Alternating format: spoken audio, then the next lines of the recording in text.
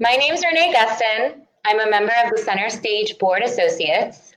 If you've never attended one of our events before, we're a dynamic group of young professionals committed to introducing new audiences to opera in Cincinnati. So welcome and thank you guys for attending Cheers to Opera. If you enjoy the program today, be sure to mark your calendars for our next Cheers to Opera event, which is July 21st at 6 p.m. So before we begin, I'd like to say thank you to our sponsors, Arts Wave and LPK. So today we are lucky to have Anthony Myron and Alex Senna from Revel to tell us about their wine, followed by a talk with Bates Morris Robinson. If you have questions for our guests, just post them in the chat feature. Revel OTR Urban Winery is a boutique urban winery, full bar wine collective and event space. It's located in Cincinnati's historic and progressive OTR neighborhood, and they specialize in handcrafted, small batch wines, including their Cabernet Sauvignon, which was a silver medalist at the 2020 Cincinnati International Wine Festival. All Revel wines are 100% made on site with fruit sourced from California, Washington State, and Chile, using a process that originated in Italy by the Myron family and has been passed down generation to generation. In addition to small batch wines, they're also known for their wine cocktails and a local beer selection, including their own small batch Revel beer. So now I'm going to hand it over to Anthony and Alex, but don't forget that if you have questions for them during their demonstration, just please type them into the chat feature. All right, guys, take it away. Thank you, Renee. This is awesome. We appreciate you guys having us. This is just a great experience. We are, my name is Anthony Myron. I'm the owner, one of the owners of Revel OTR. Alex Senna. I'm the chief winemaker and general manager here at Revel. We even dress the part. I kind of look more of the, you got the. I'm a little more rugged. So we are Revel OTR Urban Winery, and I wanted to give you guys a little bit of a background, and Renee did a great job just introducing us and kind of giving us giving everybody an idea of who we are. But the unique thing about Revel is that we're very grassroots. This is something that started a long time ago in my garage. My dad taught me how to make wine when I was 6. I'm first generation Italian. My dad's from the Alps of Italy. My mom's from Southern Italy. They grew up in World War II. My mom actually grew up on a vineyard in World War II. It was just a way of life, and it's always been in my family. It's been it's been part of my culture. The funny thing is, once we came to America, my dad would just he started making wine in the garage, and this whole time I thought it was just something that was part of this big family tradition. And be quite honest, he was just too cheap to go buy wine in the stores, so he just made it himself. But he invited all his friends over to our house, and they made wine in the garage. And as I got older, I'm like, that's what I want to do when I get older. So I moved out to fast forward, moved out to Portland, Oregon, and I fell in love with Urban Wineries, which was essentially a winery just not on a vineyard. And I'm like, this is kind of what my dad was doing, but much, much sexier. So I picked Cincinnati on the map. It was essentially located in my family, and I didn't know anybody in Cincinnati, and started, laying down some roots here. My dad, I just bought a house just north of the city. My dad calls me that weekend. I just moved in. He's like, hey, do you want to take over the winemaking? Your mom wants all the stuff out of the garage. Your sisters don't even like the taste of wine. And your brother only drinks Coors Light. So I was the only one that he felt could carry the torch. So I signed up. I grabbed one of my partners, JC. He's also one of the owners. And we started making wine. Our first couple of years was a little hot. My dad would get Concord grapes, which has a pretty high sugar content that some of you guys might be aware of. So the feedback we were getting from a lot of our first batches is that they would kind of lose the night after they had a bottle. So meaning that they don't remember much, not really the feedback you're looking for. So what we decided to do is every year we would change one thing, whether it be better barrels or maybe it's better yeast. And about year 6, we started getting some winemaking grapes in from California. And that one hobby that I had in my garage became a very expensive hobby. And one barrel became two, and two became three, and three became four. And my wife, I remember, like it was yesterday, came downstairs when we were ready to put the fourth barrel down in my basement. And she's like, this is crazy. You guys are crazy. You gotta get it out of the house. So we wrote a business plan for Revel. And essentially what the pillars are for what we are, what we wanted to go to market with was this idea of making great wine, sourcing grapes from the best areas where we can find, the best produce, right? So our Sangiovese, which you'll taste right tonight, comes from Horse Heaven Hills, Washington. It's a great area for Sangiovese. So allowed us to kind of do that. The other cool thing about it was we wanted to make sure we had no TVs here. This was more about music, conversation. We drink wine in juice glasses. This is more of a sense of community. Put your phones down. Let's have a conversation over a bottle of wine and enjoy ourselves. And we've become known for just a really cool place to, almost like an extension of your kitchen. And that's what we wanted to do when we opened up Revel. And the last thing is that we do want to work with organizations throughout the city. We bought our building that we're in. We're not going anywhere. So we plan on being a staple in Cincinnati for many, many years. Being part of this, or this virtual tasting is exactly what we've always wanted to do. So we're honored to be here. So and then the last thing too is, again, this is where Alex comes in. I know he's going to be doing the tasting. Is that, he was the nephew of a client of mine, and Alex is an incredible winemaker, and we don't cut any corners here. So whatever wines you're going to taste, or those wines are, like I said, we do everything from scratch and over the Rhine.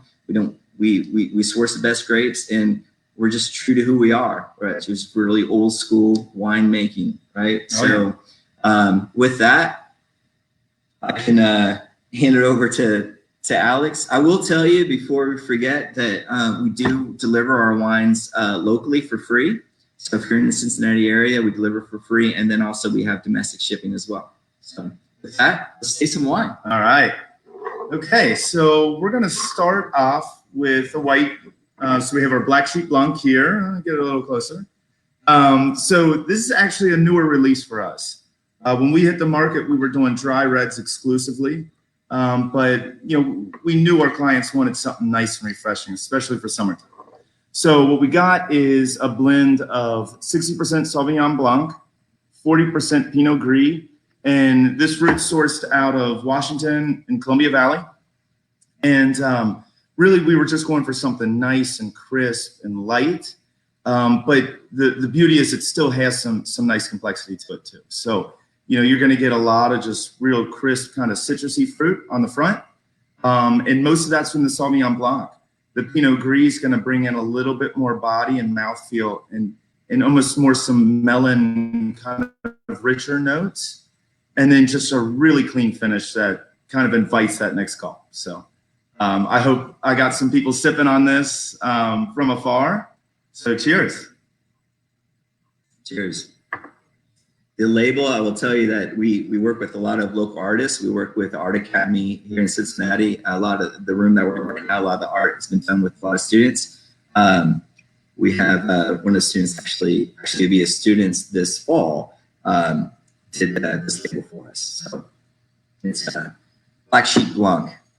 Yeah, and the whole idea behind the Black Sheep wines, we actually have a Rouge, and we're developing a Rosé right now, but these are just supposed to be really fun wines that don't really follow the rules. That's kind of what we're all about. So we take grapes that aren't maybe typically put together, and we just try to find new fun flavors for people to enjoy. So that's been a really fun project for us. So I think we move right into some reds. Yeah. All right. Yeah. Yeah, let's do it.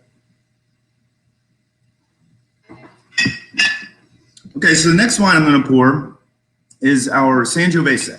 So it's actually, everybody knows of Chianti, but a lot of times when you say Sangiovese, somebody's not too familiar with the grape. And that's because it needs to be from the Tuscany to be called Chianti. But it's a remarkable grape, and kind of the reason we chose it as our flagship wine is because, this is this is a grape that makes wines that are on tables every day, every evening for dinner time, and then also makes some of the most iconic wines in the world, that people save for those special occasions. So we try to get right in the middle there. We source excellent fruit from this. This is also out of Washington, from the North Seven Hills region. And so we want something really approachable and really emblematic of that grape. But we also want it to have some nice complexity and show our style of winemaking, which is, as Anthony mentioned, doing small batch wines. We try to keep our fermentations cool and slow to really develop more of an elegant wine instead of just going for power and heft. So that's kind of our winemaking principle here. So just a little bit about our Sangiovese. It's more of a kind of savory herbal kind of character on the nose. You do get a lot of brighter fruit on the palate. And one of the things that's key with a good Sangiovese is having the right acidity to balance it. It's one of the things that makes it such a great food wine, is that, and wine in general pairs so well with food because of the acidity in there. So that's kind of why we had to work our tail off to find the right source from this. It took us a few years to really find that balance. But yeah, it's got this really rustic character, which really kind of captures all the heritage of Anthony's family's winemaking. And then just, that sort of rustic Italian kind of flair we like to bring to this wine. So, cheers. Cheers. I will tell you that the Sangiovese is our flagship. It's my dad's favorite wine. So we made sure that this was the wine that we launched with. And then so we started with Sangiovese grape. And yeah, it's been great. Alice has done an incredible job with this wine. A lot of people ask me, like, I'm blessed. My parents are still alive in their 80s, and they always say, like, what do your parents think about Revel and this establishment? My mom walks in and she's like, Anthony, I have no idea. How did you do this? This is crazy. Like, she's like blown away that one of her children would do this. My dad, who we make this wine, like, is his flagship. He comes in, he's like, it's nice. It's nice. Which is one of the best compliments I can get. Is when a grumpy old Italian man says, "Oh, it's nice." Yeah, it's nice. Yeah, I'll take it. We knew that we made a wine that he approved of when he asked for a bottle to give to the local priest. That was it. That's an Italian family. That's a huge thing. So yeah, and that's that was the very first wine we released, and now we're in our 5th vintage of Sangiovese. So it's been fun to kind of develop the wine that we always kind of set out to make. And we get closer every year. Yep. So we're going to finish up with our Cabernet Sauvignon, a grape that needs no introduction. But so that being said, we wanted to kind of put our stamp on a Cabernet. There's no shortage of them on the market out there. So again, it all starts with the sourcing. And Washington was the place to be in 2017. California was kind of having a rough year that year. So again, we sourced this from up in Columbia Valley. And this is the wine we took a silver medal with in the Cincinnati competition this year, which, Cabernet is a really competitive category to compete in. You really got to make something remarkable to stand out. And, but, we kind of let the grapes do all the talking. That's what our process is all about. And it's just a remarkably balanced wine. It has a really kind of spicy, earthy kind of aroma, but then just absolutely spectacular fruit on the palate, really balanced, bone dry, can hand up to a steak, but also delicate enough that you can just sip a glass all by itself at the end of the night. So yeah, another cheers here for that. And I didn't want to be too windy. I could talk wine all day, but I'd like to allow some time if anybody's got some questions for us.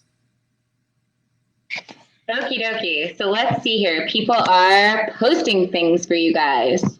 A lot of people are saying, yay, Revel.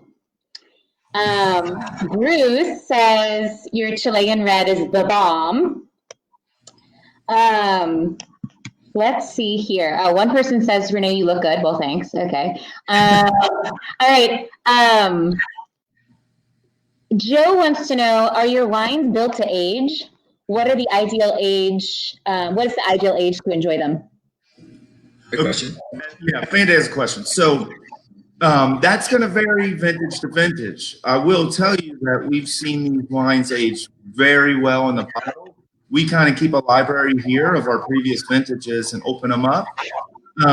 Now, I would say ours are going to continue to develop for up to 5 years. But the one thing we do very intentionally, and it's right here on the bottle, I'm going to hold it up for you to see, made for drinking. So that means when we give you this bottle, and our age times are very long in the barrel, okay? That Cabernet Sauvignon was aged for 26 months in oak. So when they talk about not cutting corners, the aging process we give it here means we want it to get to you at its peak. So we feel like these wines, they will develop a little bit for up to 5 years, I say that confident. But when they come to you, they're ready. You don't have to wait for them to peak. Good. Let's see here. Everyone, please keep the comments coming. Keep the questions coming. Let's get our money's worth out of these guys. Let's see here. So you just post your comments in the chat feature, and we'll be able to read them. So the next question is from John.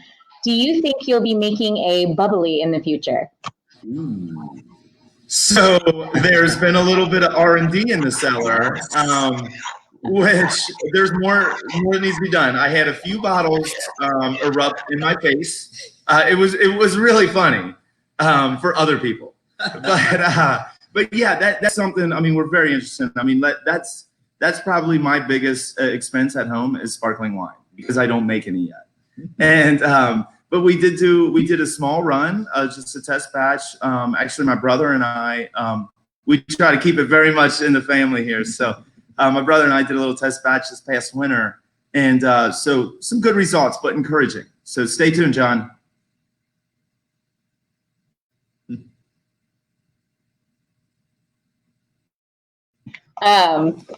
Okay, so I'm unmuted now. Okay, so and I keep saying chat feature. It's just Facebook comments. Just put your comments in on Facebook, and we can read them.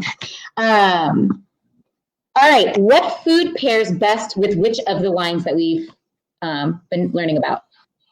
We do a class on essentials. We're going to get those back when things kind of maybe get back to normal. We're doing those back, but this is a big thing. Alex is work with Tablespoon Catering, cooking company.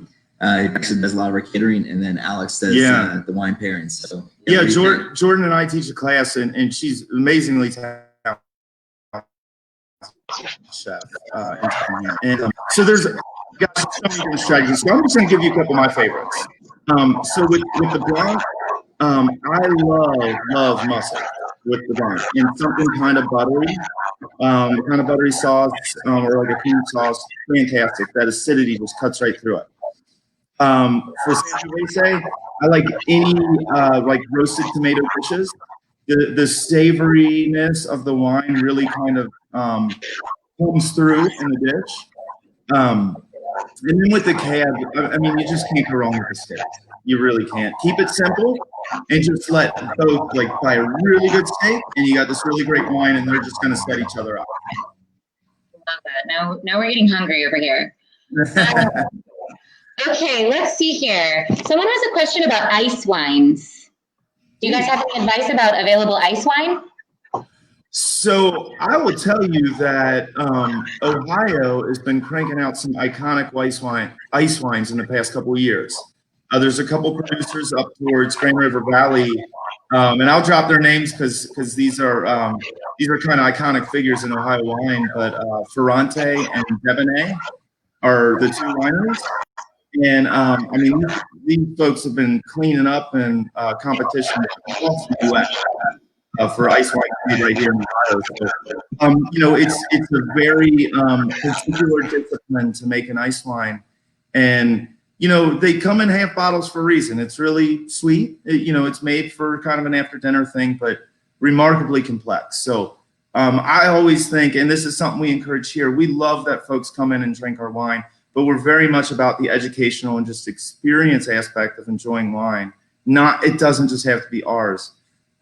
There's just so much good stuff out there. Don't ever limit yourself, and don't ever say, I hate Chardonnay or I hate sweet wine, because there's really some brilliant, like, there. It's just knowing what to look for.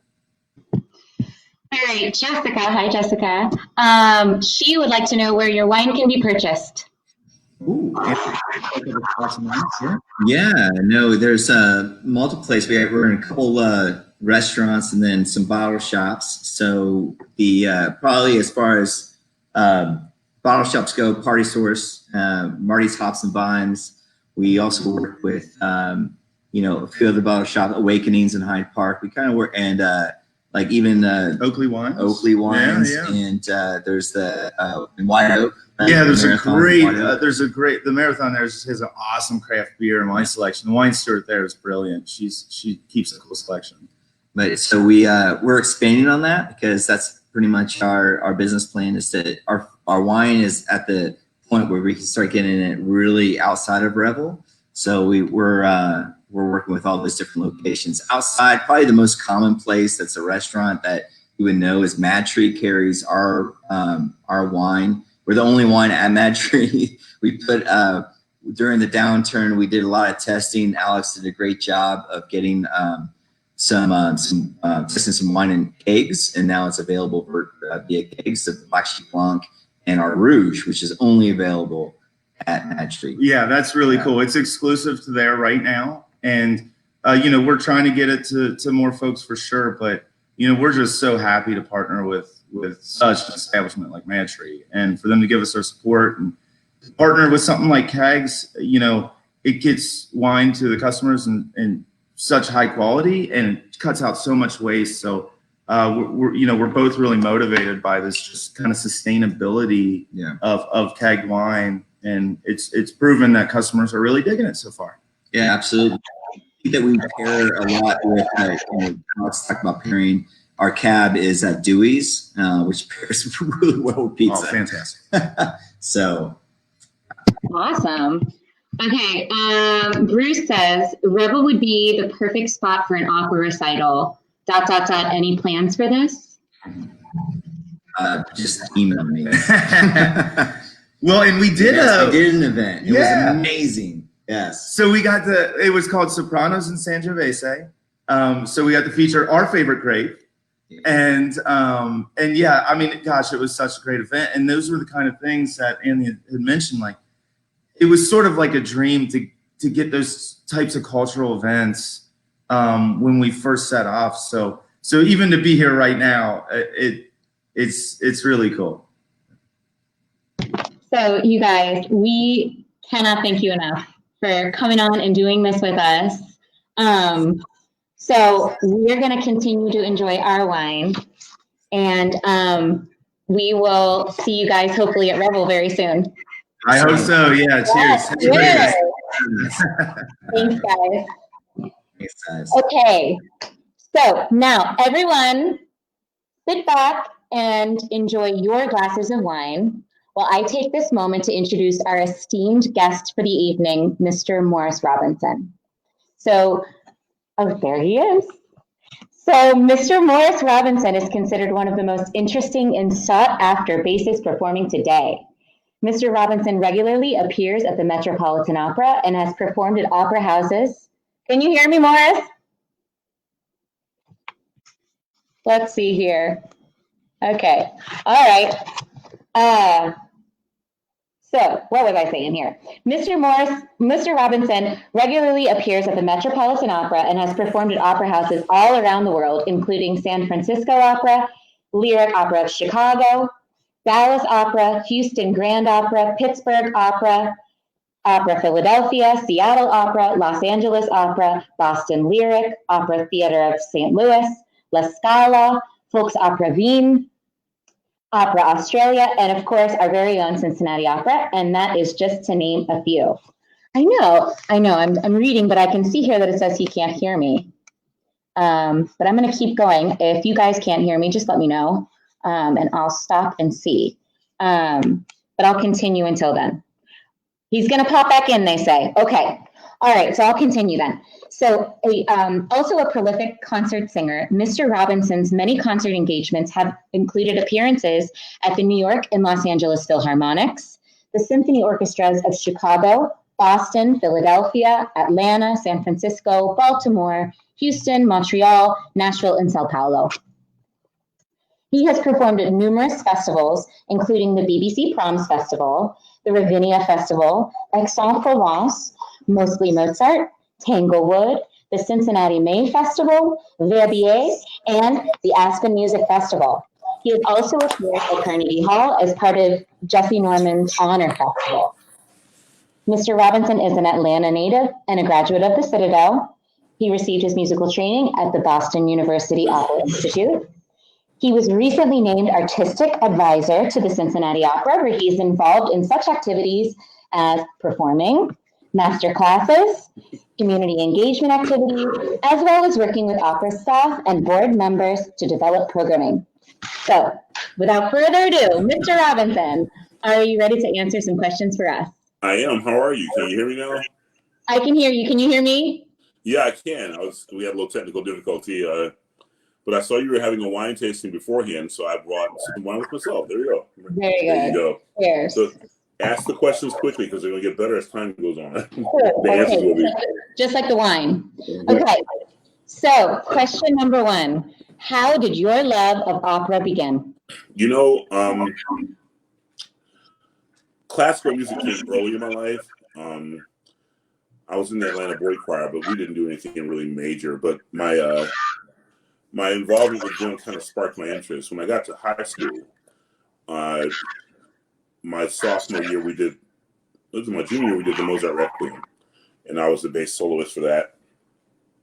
Then my senior year, we did the Haydn's Creation. I was the bass soloist for that, but we also did Among the Night Visitors, and I was King Balthazar. So I kind of got an idea then what it was like, but I never really saw a real opera or participated in one until I did my first one, which was The King and Aida in Boston Lyric Opera, it was my very first opera ever. So, and it felt like, I think I said in another interview, it felt like a fish jumping back into water. It was just, it all worked out really well. So, yeah, it bit me, and I've been bitten ever since. So we're so happy that you have been bitten. Okay, so before we get started on the next question, first, remember everyone that you can ask questions to Morris, Facebook comments, and we'll read them. And then before our next question, we're going to play a little video to get us started. So we'll wait for that. Do I get to see the video too? Yeah, you're going to see the video too. We all will. Was ist das? Was ist das? I don't know. Let's see here. Here we go. Yeah, be natural. If you want to kill two birds with one stone. But whatever. Hey,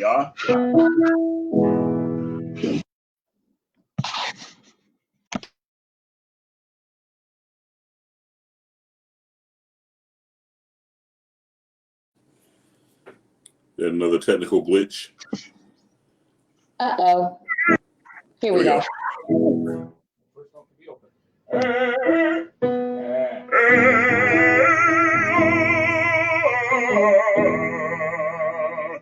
I'll hold it on longer because that's what she was doing. So you want to hold it longer? I don't need to. You don't need to know. But if you'd like to, it's because you're concerned that you can't sustain it this long. Yes. All right. Then keep the S and S.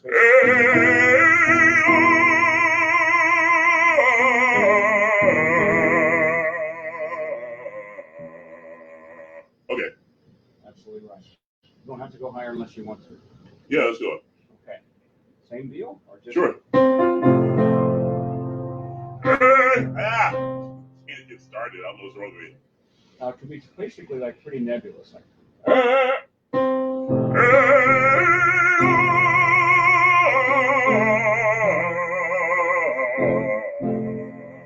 Okay. One more. Sharp. Okay, you have another hour coming up with the code. Well, just the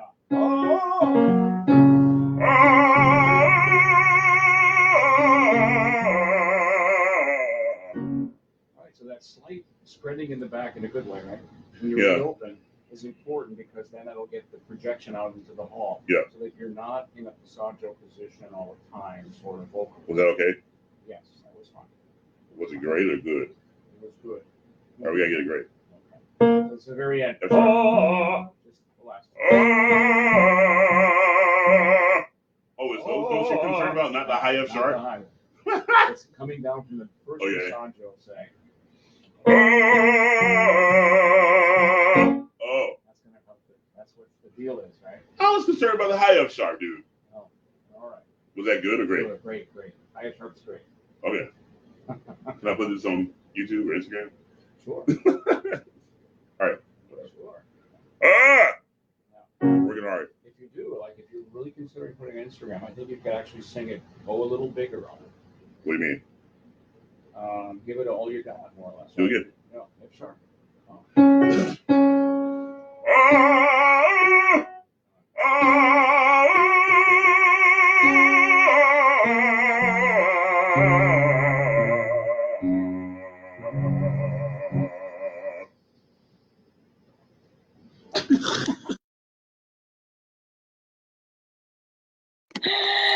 Oh my gosh, I love that. I didn't think they were gonna leave the last part in there, you know. Oh, they leave it all in. This is the Morris Robinson exposed hour. Okay, so selfishly, I'm going to segue to our next question. Selfishly, I'm super excited to ask you this one because when I'm not interviewing famous opera singers, I'm a speech pathologist at UC Health, and I specialize in voice disorders. So I'm excited to hear this. How do you personally keep your singing voice and your speaking voice healthy? Well, my speaking voice isn't necessary. I don't care about that. But my singing voice, I try to speak, because I'm a bass, I speak in the same range that I sing in, all right? So I can speak all day and be warming up without really trying to warm up, because I don't usually warm up a lot. That being said, my singing voice, what you just saw, is what I do. I've been singing for 20 years professionally, and I don't get to see my teacher as often as I'd like to. But I go anytime I'm in New York, and sometimes I'll fly back on purpose just to go see him. And that's important. You know, it's my responsibility. When I was an athlete, it was my responsibility to show up in shape. And what motivated me was the guy across from me I'm going to be playing against, he might be working out today. So if I skip a day and he kicks my butt, I'm not going to like that, right? Or if I don't get to start because the guy that is behind me worked out and I didn't. So I always keep myself going. That motivates me now in the opera world. I don't have to worry about getting my butt kicked, so to speak. But conductors are mean, and they're very demanding. And if you're going to compete at the highest level in the world, then you need to be one of the best singers in the world. In order to be the best in the world, it takes hard work, dedication, sacrifice, and commitment. So I work on my voice as often as I can to make sure technically I'm sound. I'm not one of those old singers that says, I know what I'm doing. I always trust the ears of other people. So that's how I keep myself in shape. That phrase, that little part there where he said was really good. And I said, was it good or great? And he says, well, it was really good. Well, I want it to be great because that's what it takes to perform at this level. So I don't want that to be a liability. So that's what I do. Sorry for whining. Okay, I'm going to keep the... Oh, well, you know what? I'm going to take a question just because it's very related to this. John wants to know, do you regularly get scopes for your larynx and to look at your vocal folds? Hey, John, what's up, man? You know, only if I'm sick and only if I feel sick and don't know what's going on. I do have acid reflux and I do suffer from allergies. So I try to stay on top of those things. But every now and then, I mean, you know, I'm a human being. My body's my instrument. I was in St. Louis. I got called to do a Beethoven Ninth. And about 2 hours before the show, I was like, I can't sing. So they put the scope down my nose and looked. I just want to make sure everything's healthy down there. So I do that. I probably get that done twice a year because I usually get sick once or twice a year. So that's about it. But yeah, I mean, I make sure everything's healthy. I get the film, I get the videos, and I look and make sure there are no nodules and that kind of thing. So one way to keep that from happening is to sing healthily, and I think I do that technically. So that's the other reason I stay with my teacher, so I wouldn't have to take any time off and repair things. So. Yeah, that's music to a speech pathologist's ears. Okay, we'll keep the questions coming, okay? Sure, yeah. All right. What was one of the most challenging pieces of music that you've ever sung? You know, I had made up in my mind there were several pieces I thought about because I got the cheat sheet for these questions and I looked at only one or two. But honestly, because I like to speak extemporaneously. I mean, if I plan it, it sounds too much like a robot. But it occurred to me that the piece that I thought was the most difficult was not the most difficult. I thought that the Mahler 8 was difficult because it's atonal, but it really isn't. But it's high, but it's F sharps, which is what I was preparing for when I did that voice lesson just then, which is why I want to hold those F sharps. But Satyagraha by Philip Glass, I did that last year at LA Opera. And I chose to jump in. They asked me to do it kind of late in the season, and I said I'd do it. And so you have one aria at the beginning, and then a lot of ensemble work, which is fine. And then I looked at the score, and then I looked at the Sanskrit and thought, what in the world did I jump into? It's literally the hardest thing I've ever done in my life. And at my age, I've done all kinds of music, and I love doing new music because I have an aptitude for learning music. But I felt like I should not be working this hard right now to get this done. But I'm glad I did it. It was a beautiful opera. The music was beautiful. And the language, we all have problems with languages. So in order to compensate for that, we had 4 50-inch monitors put in the orchestra pit. And those monitors had our words going across the screen when we're singing them. So I could actually read the words from there, and it worked out great for me. Yeah. My dog is just coming in the house, so he's... Well, he's welcome to make a guest appearance at any time. Oh, really? He probably will at some point. Perfect, no problem. Okay, so let's go on to the next one so we don't get behind schedule. What is one of your most favorite pieces of music that you've sung? Well, that's interesting because the real answer is whatever piece I'm singing currently is my favorite piece because I totally dedicate myself to it. It doesn't mean that I'm not preparing something else while I'm doing this piece, but I'm so focused on this performance and this piece. I would say that there are 2 pieces. One I never got to sing yet because I was about to do my first Filippo and I got sent home because of the COVID pandemic. But Filippo is going to be my joint. That's going to be my new thing. When I get a chance to lay that down, it's going to be popping. I've sung the Inquisitor quite a bit. I love singing the Inquisitor because you get one scene, and if you go in and you blast on all cylinders, you can pretty much steal the show. So that's fun. But now I want the challenge of making sure he doesn't steal my show. So, it's all these little things. Okay, the reality is the emotional turmoil, being in love, being hurt, the different layers of the character. I'm looking forward to putting that part of me on stage. I've not had very often a chance to do so. Doing Porgy, which I did with you guys in Cincinnati last summer, it was incredible. It's my first time doing it fully staged, so I got a chance to explore colors. I got a chance to explore emotions. So there are musical things I love to do, but I'm getting more into the emotional aspect of the singing because I realize that I can just be more expressive. I don't like just the park and bark roles anymore. I like to know, people are impressed with my sound. I've done that for 20 years. Now I want to be impressed with what I can do with the sound, what I can do with the character. So that's where I'm at now. So yeah, Filippo is going to be my favorite role. I already know that, but right now I'd have to say that that probably Zaccaria, Nabucco, or Porgy will be my favorite roles because those 2 show off the most vocally. You have to be a bass and sing Porgy, you need virtuosic technique. To be Zaccaria, you have to be a virtuoso. To sing Filippo, you don't have to be a vocal virtuoso. It helps, but you have to be very daggum convincing, and that's what I want to do. So, looking forward to that. We all saw Porgy.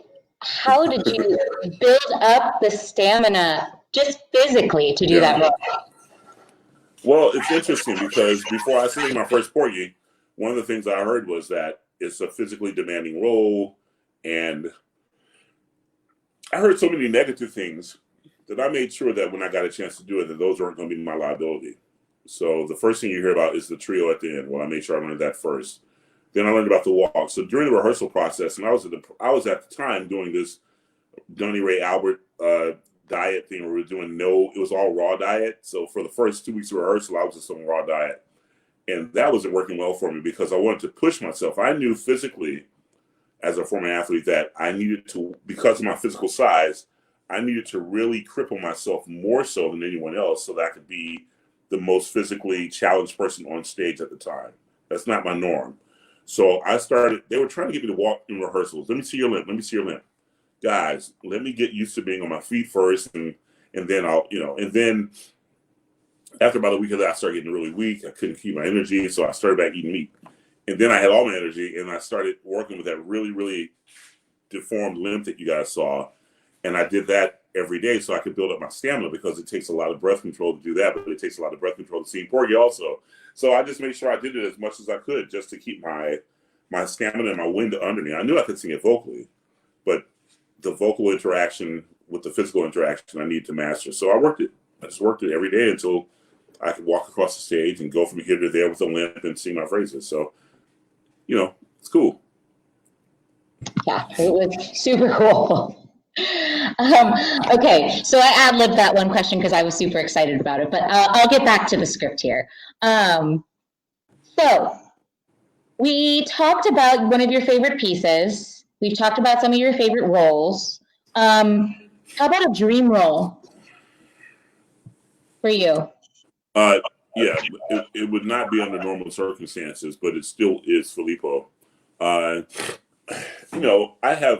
been very blessed to sing a lot of roles that I want to sing.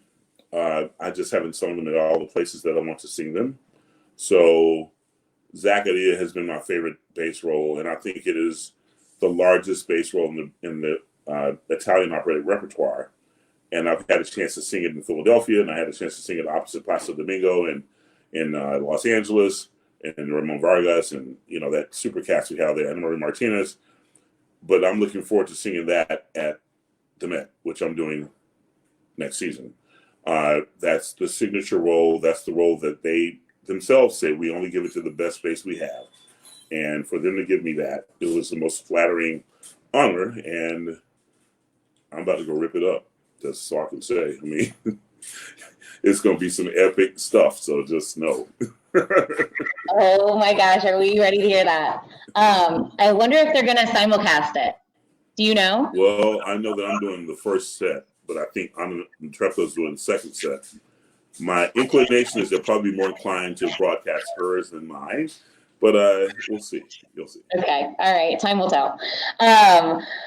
Okay, here's another good question. Well, wait, before I ask you this question, we have 2 more videos. Just to bridge the gap here, okay? Some segue videos. Some segue videos. Oh, okay. Just getting to work. I ain't gonna lie, my voice is, I haven't even looked at it yet, see what it looked like. I got that from Sir Willett White. You have to look at your voice to see how it's doing. But Nabucco number 3, Sunday matinee. I'm missing a lot of football, but it's all good. I'll get to catch the evening games. In the meantime,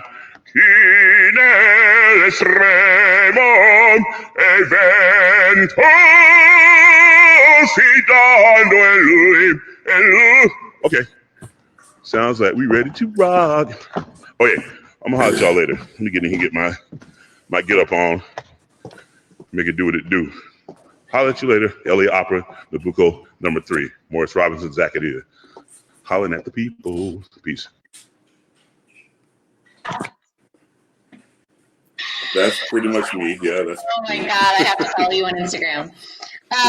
That's me. While they're loading the next video, what do you mean by I gotta see my voice? Well, Willett White, the great Sir Willett White, told me, we were talking before a show once, and he says, you have to look at your voice and see how it's feeling. You have to check it. So he calls that looking at your voice. I don't warm up a lot before shows, but that was one of those days I was feeling pretty good. And I was watching Sunday football, and I knew I had an afternoon matinee. So I hadn't been singing. I walked in, and I had the house to myself. So I just started singing.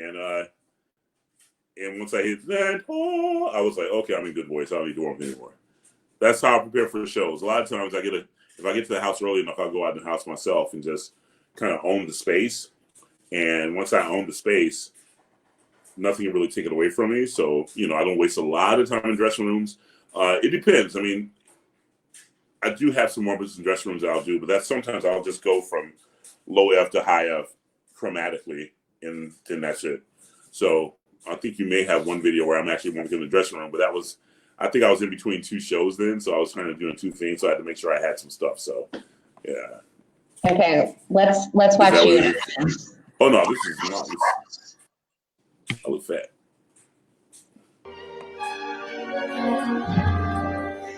Einen Rest wird auffinden. Wo ist der Geist der Wollen? Halt, der Welt, in Stumpes Hütes Roten, scharf eingeschlossen Kettenschmerz. Oh Gott, beschwichtige die Gedanken.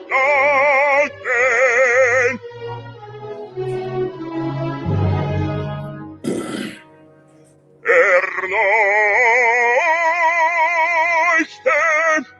mein bedürftig Herz.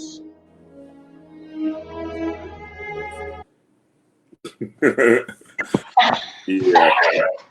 Was that German? That was Mahler 8.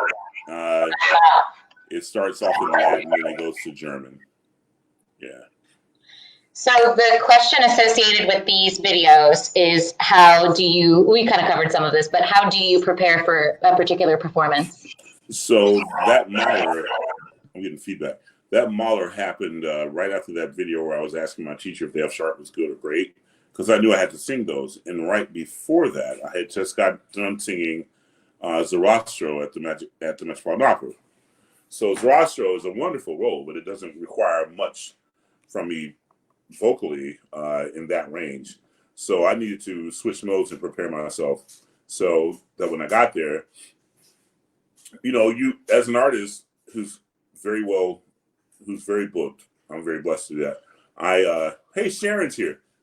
She found me in the opera world. She actually just gave me a brand new life. But when you know what your schedule is, you can see beforehand. You just have to start preparing because, it doesn't matter how great you are at the Met or how great you are in Dallas or how great you are in San Francisco or Chicago.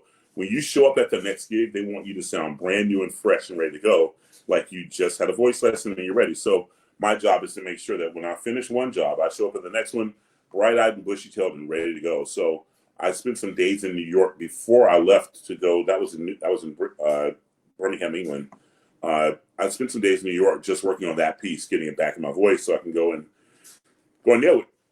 And I did. So it worked out really well for me. I was having fun in rehearsals. It's nothing more fun to me than going to any venue that they don't know me, especially a foreign country, and wearing my polo t-shirts and my hat on backwards, looking like somebody that they would never expect to sing opera and then performing at a high level. I love the dichotomy of my existence.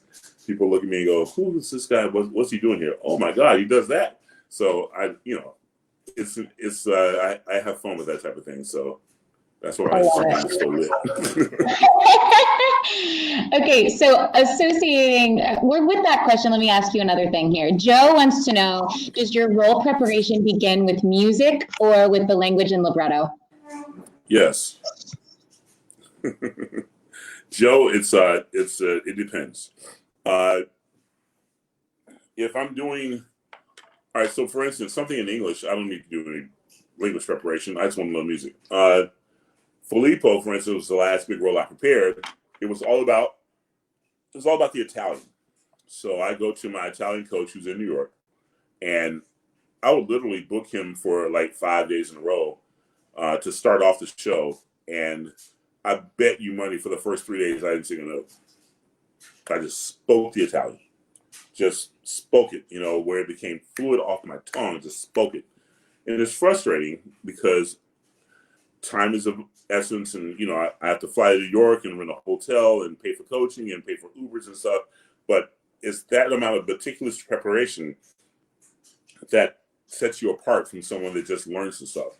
So once I got the Italian, then dropping the dots on the page were just pretty easy. There's some passages there where you have to really spit out the Italian. That happens a lot in Mozart, more so than it does in Verdi, but sometimes there are those passages. And so trying to learn them both simultaneously will not work. I think in Cincinnati before the opera, I had just done, what we do there? We did the Boito Mephistopheles prologue. Is that right? Yeah. I did it with the same coach. All I did was study the Italian for like a week straight, 2 weeks straight, and then I add the music at the end. So it's usually Italian pronunciation and text first, and then I put the dots on the page with it. That's the only way I can do it, really. So. All right, let's see here. Tell us about a vocal coach or a professor that offered you some great advice. Well, Sharon Daniels just signed on here, and I didn't know her from Adam. And she walked up to me and said, "I can change your life if you decide to study opera." And I said, "Okay." And so then I quit my job and started studying opera. So she's one vocal coach teacher that told me something. I've had lots of anecdotes and wonderful messages throughout the years. I've had, great words from like Maestro Conlon, who I met at the May Festival there in Cincinnati, who hires me in LA all the time. He would always talk to me after the show and say, "How'd you feel?" And I said, "I felt like it was good, but it could be better." And he would use this Italian phrase, and I can't remember exactly what it is, but I think it's "meglio è nemica di buono." Is that right? It says, "Better is not the good of the friend. Better is not the friend of good," meaning it's the enemy. That's what it is. Better is the enemy of good. Always trying to be better, but not accepting the fact that it's already pretty good. So I have to think of that. Willard White taught me something. He says, "In this business, you never stop learning. If you feel like you've learned everything, then you need to find something else to do." And that hunger, that thirst for knowledge, that humility that lets me know that I don't know everything, keeps me humble such that I can always receive information from other people, which only improves my artistry. The other thing I've heard is never stop telling your story. That came from, actually came from Jim Courtney at the Metropolitan Opera. Yeah, lots of wonderful things. So I can attribute lots of things to lots of people. Maestro Levine had lots of things to say to me when I was working with him. I've been very blessed to be surrounded with great people and great advice. So, excuse me. And now we're happy that you're advising here. So Yeah. All right. Now, on the flip side, how about some of the challenges that you faced becoming a successful opera singer? Well, I mean, look, there's a myriad of topics we can go down, a myriad of roads we can go down here. Quite honestly, the biggest challenge was not having come from a music background, not taking a familiar, traditional path to the stage. And Sharon Daniels found me in Salem, Massachusetts, singing Satan Ella by Michael Balfe at some crummy theater downtown Salem, Mass. I didn't know anything about opera. I'd never sung in German or Italian or French or Russian or Sanskrit for that matter. I'd sung in Latin before. But I was blessed with some vocal gifts that I developed early in high school. I was able to maintain them until I became 30, which is when I started studying opera. And the trickiest part of my career was vocally, I was here. Academically, I was here, skill set wise, as far as all the other things. So the challenge for me was to ascend to what my voice was allowing me to do, what people could hear me do. I need to be able to do it. And I need to be able to do it at a good level. I need to be able to do it at a world-class level. So the challenge was do everything I can to make sure that I achieve the potential of my voice. And I still feel like to this day that I have a chip on my shoulder that I'm not good enough to be at certain places. So I got to always work hard to get good enough to be. And that's been the best thing that's happened to me in my career, because you never get complacent. You never get settled. And you always strive and hunger to do better. So that's been the best thing that ever happened to me. Yeah. it's also been the biggest challenge. So, yeah. So even someone like you're saying, can have imposter syndrome sometimes. I don't know what the imposter syndrome is. Like where you feel like you're not good enough to do it. Oh yeah. I mean, well, no. Okay, I'll pass that phase. I'm good enough to do it, but I have to convince other people that actually hire you to do it that I'm good enough to do it. So I'm always feeling like I got to show them, and that keeps me on edge. It keeps that, it's that veil that's always it's that cloud that's always over my head. It's like, I got to achieve, I got to show them, I got to show them. And, you're only as good as your last performance, but I forget those as soon as they're over with it because I got something else to prove, So, it's something that I'm either blessed or cursed with, but I keep it because it keeps me going. Yeah. Yeah, absolutely. Okay, so just in the essence of time, I'm going to go to the next question. Oh, the sure, last question, actually. What are some opportunities to make opera more inclusive? I'm sorry? The question is, what are some opportunities to make opera more inclusive? I'm assuming you're talking about from diversity and inclusion standpoint. Well, there are lots of strategies involved with this. I think that, and we've talked about Cincinnati Opera, you have to put repertoire on stage that is attractive to a variety of people. Does that mean that we abandon the ABCs of opera? And what I mean by the ABCs, they're talking about the Aidas, the Bohèmes, the Carmens. You don't abandon those things, but you also mix into it repertoire that's relevant to the current status quo, repertoire that's relevant to people that you want to attract, and you mix that up so that you can attract the old and the new. And I don't mean age-wise, I mean old and new as in commerce. And then one thing I thought was really interesting, we talked about Cincinnati Opera, is that we have to make sure that we embrace the diversity of the audiences that come in. Opera can be very intimidating. And when it's intimidating, people ride by music hall all the time and they see limousines and fur coats and people of the aristocracy and they think, well, I just don't belong there. Well, if you show up with your khakis and your polo on, our audiences need to be like, you know what? Come on in. We're happy to see you here. Wear your afro, wear your braids, wear your pink hair, your green hair, wear your gothic look, whatever it is. We're just happy you're here because it's, opera's for everybody. It's not just for the aristocracy. So keeping those types of things in mind and putting in place initiatives and programs to reach out to the community, not just to go say, hey, we're here, we sing opera, but also to say, what is it that you want? What would you like to see in the show? What's important to you? So I think with those things that, we're going to be able to throw the dragnet out and attract lots of different people from different walks of life. So that's important. It's very important. And Christy Davis says, yes, braids. You know that, rock your braids, rock your fro, do whatever, And I think, also making sure you have representation in your casting.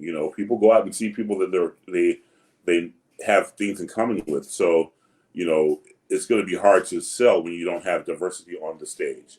It's going to be hard to get diversity on the stage when you don't have diversity in the office.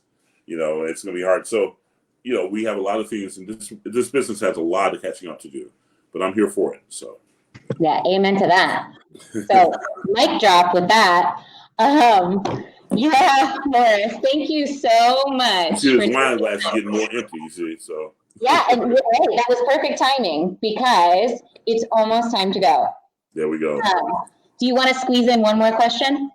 Yeah, if they got a question from the audience, perhaps, or if you have one, sure. Yeah, okay. So Cincinnati Opera Center Stage Board says, are you conversational in languages that you perform in? Yeah, so real quick, I went to Italy when I got to the Metropolitan Opera. When you're a young singer, all you do is hear about the things that you don't do really well, okay? So I knew that my Italian, German, and French, all that stuff wasn't that great because I had just started. So they said, guess what you're doing this summer, Morris? You're going to Italy and you're going to learn Italian. I was like, great. So they picked a course for me. I stayed at a family's house, even though I was grown. I took three Italian lessons a day, and I got to the point where I was leaving the house without my notebook, but just going. And I spoke more Italian with people at the bar and people and the cab drivers than I did with people on the street because, as soon as they see you're from America, they want to practice their English on you. But I got very conversational in Italian to the point that when I got back to the Met after that summer, they did all my coachings in only Italian. And I was working with only Italian conductors. So they did all the rehearsals in Italian only, and I was able to make it through that. I've since lost some of that since, but my Italian is pretty good. And then the following year, I did the same thing in German. So, but my Italian's better than my German. Well, maybe after another glass of Chianti, it'll be If I drink more red wine, my Italian just starts rolling. Okay, so it is exactly 7 p.m. So I'm going to follow the rules, and I'm just going to wrap this thing up. So the Center Stage Board would like to thank Morris Robinson and the gentleman from Revel so very much for taking part in this event tonight. To all of you out there, thank you guys so much for attending. We just posted a link, which will be coming up soon.